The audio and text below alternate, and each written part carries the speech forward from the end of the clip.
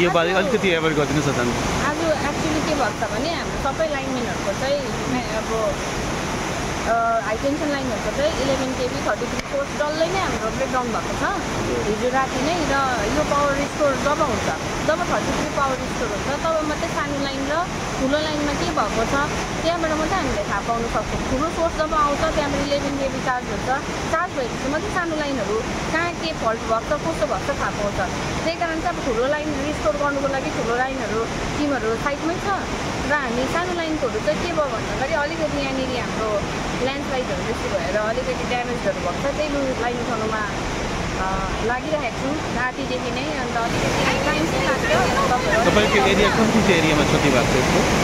Area त maximum छ तपाईँको रेलिङ साइडहरू सबै, अन्त माथि रेलिङको तपाईँको मध्य साइडहरू सिङ्गुडाँडा साइड, अन्त तपाईँको जमुने साइड डल्लै डुबाउ जस्तो भइरहेको छ।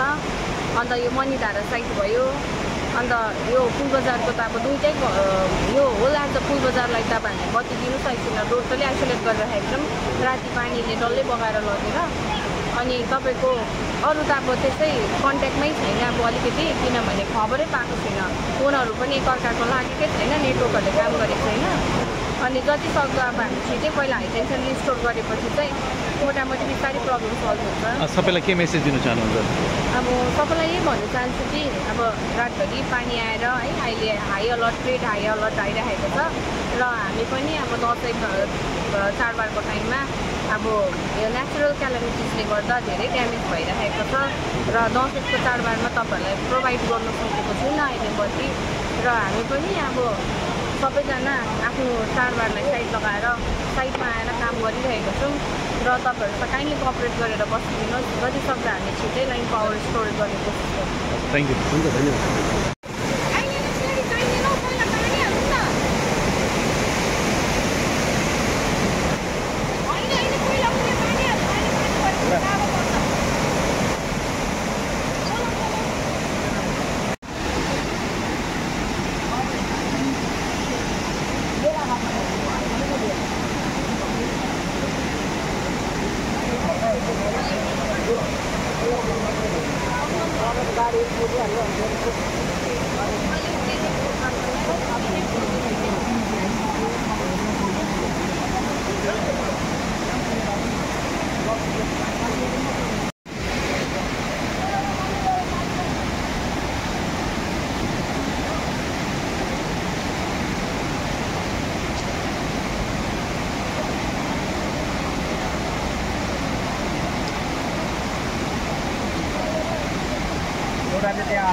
रोडमा 16 दिन लाग्छ।